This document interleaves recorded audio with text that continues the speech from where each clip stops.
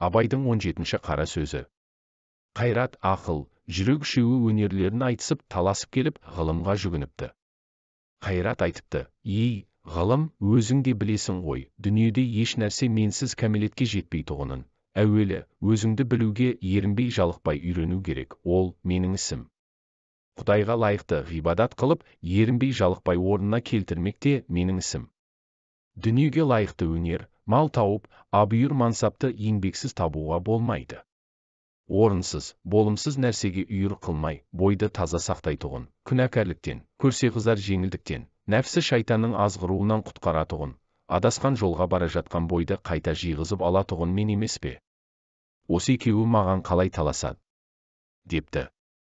Ақыл айтыпты: «Не дүниеге, не ахиретке не пайдалы болса, не залалды болса, білетұғын, мен сенің сөзіңді ұғатұғын, менсіз пайданы іздей алмайды екен, залалдан қаша алмайды екен, ғылымды оғып үйрене алмайды екен, осы екеуі маған қалай таласады?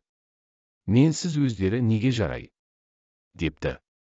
Онан соң жүрек айтыпты: «Мен адамның денесінің патшасымын, қан менен тарайды, жан менде мекен қылады, менсіз тірлік жоқ.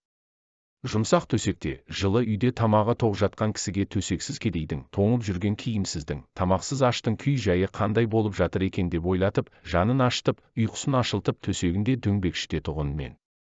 Үлкеннен ұят сақтап, кішіге рахым қылдыратұғын мен, бірақ мені таза сақтай алмайды, ақырында қор болады.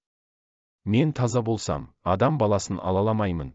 Жақсылыққа елжіреп ерейтұғын мен, жаманшылықтан жиреніп тулап кететұғын мен, әділет, нысап, ұят, рахым, мейірбаншылық дейтұғын нәрселердің бәрі менен шығады. Менсіз осылардың көрген күні не? Осы екеуі маған қалай таласады?» депті.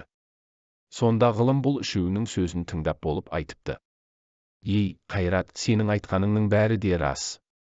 Ол айтқандарыңнан басқа да көп өнерлеріңнің бары рас, сенсіз еш нәрсенің болмайтұғыны да рас, бірақ қаруыңа қарай қаттылығың да мол, пайдаң да мол, бірақ залалың да мол. Кейде жақсылықты берік ұстап, кейде жамандықты берік ұстап кетесің, соның жаман» депті. «Ей, ақыл, сенің айтқандарыңның бәрі де рас. Сенсіз еш нәрсе табылмайтұғыны да рас. Жаратқан Тәңіріні де сен танытасың, жаралған екі дүниенің жайын да сен білесің. Бірақ сонымен тұрмайсың, амал да, айла да бәрі сенен шығады.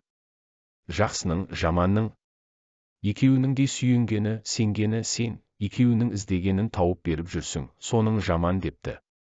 «Сен үшеуіңнің басыңды қоспақ менің ісім» депті. «Бірақ сонда билеуші, әмірші жүрек болса жарайды.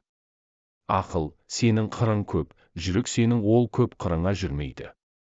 Жақсылық айтқаныңа жаны діні құмар болады. Көнбек түгіл қуанады. Жаманшылық айтқаныңа ермейді. Ермек түгіл жиреніп, үйден қуып шығарады. Қайрат, сенің қаруың көп, күшің мол, сенің де еркіне жібермей. Орынды іске күшіңді аятпайды. Орынсыз жерге қолыңды босатпайды.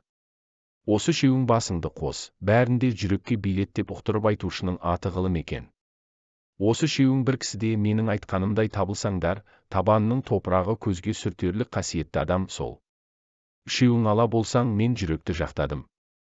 Құдайшылық сонда, қалпыңды таза сақта, Құдай тағала қалпыңа әрдайым қарай деп кітаптың айтқаны осы» депті. Арнамызды қолдап, тіркеліп қоюларыңызды сұраймыз.